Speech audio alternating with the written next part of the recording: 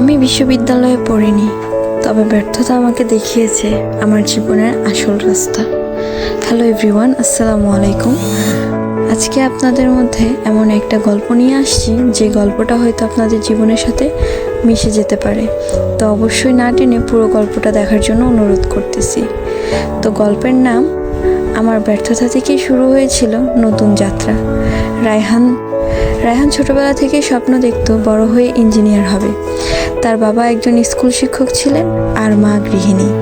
পরিবারে খুব একটা অভাব না থাকলেও বিলাসিতার সুযোগ ছিল না তার। সব কিছুই ছিল হিসেব করে চলার মতো। স্কুলে সে ভালো ছাত্র ছিল, কিন্তু কলেজে উঠে তার মনোযোগ কমে যায়। বন্ধুদের সাথে আড্ডা, ফেসবুক, গেম এসবে মগ্ন হয়ে যায় সে। ফলে এসএসসি পরীক্ষায় মাত্র কোনো রকম পাশ করে ভালো কোনো বিশ্ববিদ্যালয়ে চান্স পেল না। এই ব্যর্থতা রায়হানের আত্মবিশ্বাসকে ভেঙে দেয়। আত্মীয় স্বজনরা সবাই বলতো এই ছেলের কিচ্ছু হবে না। রায়হান হতাশ হয়ে ঘরে বসে থাকতে লাগলো। দিন চলে যেত মোবাইল, ইউটিউব দেখতে দেখতে। কিন্তু একদিন সে একটি ভিডিওতে একটি লাইন শুনল, ব্যর্থতা মানেই শেষ নয়, বরং নতুন কিছু শুরু করার সুযোগ। এই লাইনটা যেন তার মনে গভীরভাবে আঘাত হানে। সে ভাবলে, আমি কি সত্যিই কিছু পারি না? সে নিজেকে প্রশ্ন করে, আমি আসলে কি ভালো পারি? অনেক ভেবে সে বুঝতে পারে তার ডিজাইনিংয়ের প্রতি আগ্রহ অনেক বেশি। সে ছোটবেলা থেকেই বইয়ের কভার, পোস্টার দিয়ে ইত্যাদি দেখে কল্পনায় নতুন ডিজাইন করত। সেখান থেকেই শুরু হয় তার নতুন যাত্রা। রায়হান ফ্রিল্যান্সিং নিয়ে ইউটিউব ভিডিও দেখা শুরু করে। তারপর ফেসবুক গ্রুপে যোগ দেয়। সে একটি ফ্রি কোর্স খুঁজে পায়, বেসিক ওয়েবসাইট ডিজাইন।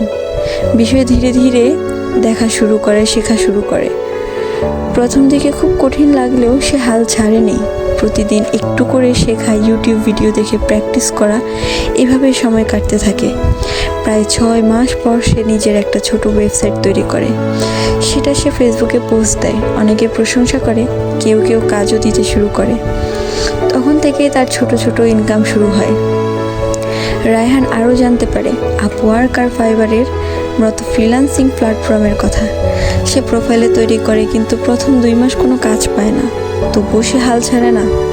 একদিন এক ক্লায়েন্ট তাকে ছোট একটা ডিজাইনের কাজ দেয়, যেটার জন্য $15 পেমেন্ট করে।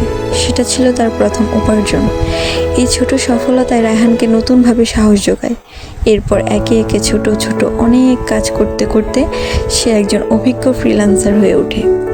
এখন রায়হান মাসে প্রায় 40 থেকে 50 হাজার টাকা আয় করে এবং নিজের তার পরিবারকে সাপোর্ট দেয়। শুধু তাই নয়, সে এখন আশেপাশের নতুন ছেলে মেয়েদেরকেও শেখায় কিভাবে স্কিল ডেভেলপ করে আয় করা যায়।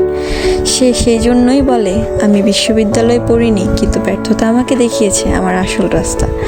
এই গল্প থেকে আমরা একটা জিনিস শিক্ষা পাই যে মানুষ আমাদেরকে অনেকভাবে নিচে নামাতে চায়। আমাদের ছোটোখাটো ভুল অনেক বড় করে দেখে আমাদেরকে ভেঙে দিতে চায়, কিন্তু না, আমরা ভেঙে না পড়ে নিজের মনোবল স্থির রেখে কিভাবে সামনের দিকে এগিয়ে যাব সেটাই আমাদের চিন্তা করা লাগবে।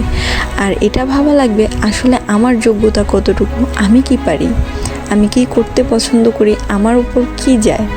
সে জিনিসটা ভেবেই আমি আমার নিজের যোগ্যতা অনুযায়ী আমার জীবনটাকে নতুন করে গড়ে তুলতে পারবো।